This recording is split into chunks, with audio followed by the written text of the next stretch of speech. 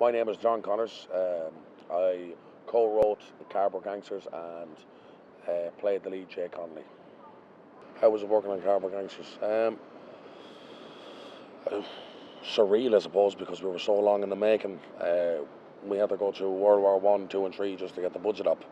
So when we actually got there, it was kind of weird, but it was a special shoot because me and the actors lived together for a while beforehand and during the shoot, and we had a lot of good experiences and had a lot of fun on set. The crew were brilliant, but it was a lot of work to do each day, a lot of pages, so it was really tough, kind of grueling shoot. But by the end, it was like a cathartic release for me. There's a lot of me in there, a lot of experiences I've had, a lot of stories and things I saw, and that affected me and stayed with me from living in Darndale all my life. So it's very personal, and some people might not like the representation of Darndale in it. Some people might get what I was trying to do, which was expose this mentality that's like sweeping the youth up and brainwashing them. This fascination by gangsterism, how good kids can easily just get sucked into it because the most successful people you know are gangsters because they have the money, they have the cars, they have the women. So that's the real success they see. Footballers and athletes on telly are a million miles away. They've seen the gangsters in their areas and they want to be like them. So we're trying to nail that culture and that sort of mentality, that fascination with it, and show the good side to that as well, which is why they get sucked in, but then show the bad side without preaching and just trying to keep it real, and I think that's what we did. Belcamp College, Father used to bring us there as kids, and we'd play around it and all, and we used to knock cans of beer out with stones and play games there. My father went to that school, and he killed himself in 1998 when I was 8, and he did it by drowning himself in the river because he couldn't swim. So that was something we weaved into the story, that father kind of personal stuff.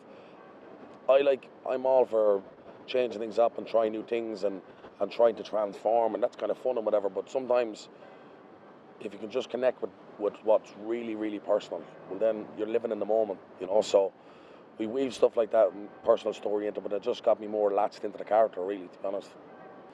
I don't know how it's going to do because I can't look at it like a film. Anything I'm in, I can't really look at it like a film, so I don't know. I just know that for people who like real gritty urban crime dramas, this is the most grittiest and the most realistic portrayal of the gangland culture and the fascination with it that's ever been done in Ireland. I know that because I come from the areas that these people are trying to portray, so I'm a bit of an expert at it.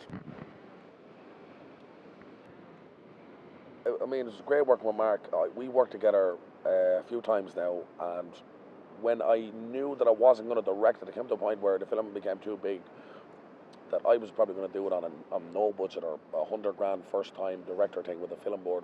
I was hoping that, but we could have never done it on that budget. So the only person I could think of that I would trust with the script, that would respect it and understand my vision and let's share vision together, was Mark. And at this stage, me and Mark are just great friends as well, so it was easy to work with, and he's easy to work with, and we can be short with each other, and we don't care about any bullshit. Well, I go to America next week to do a 2-part documentary series on Native Americans, African Americans, Latinos, and Muslims. A bit like a documentary done called I Am Traveller. So doing with other minorities, that's something I like doing.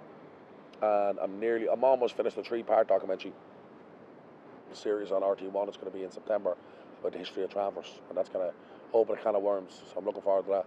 And then I'm doing a film, Float Like a Butterfly, in around November with Carmel Winters, who's a prolific writer and a playwright and a director. First film, Snap, was premiered in Tribeca Film Festival in 2008. So really looking forward to that. And then after that, I just want to chill out for a while, to be honest.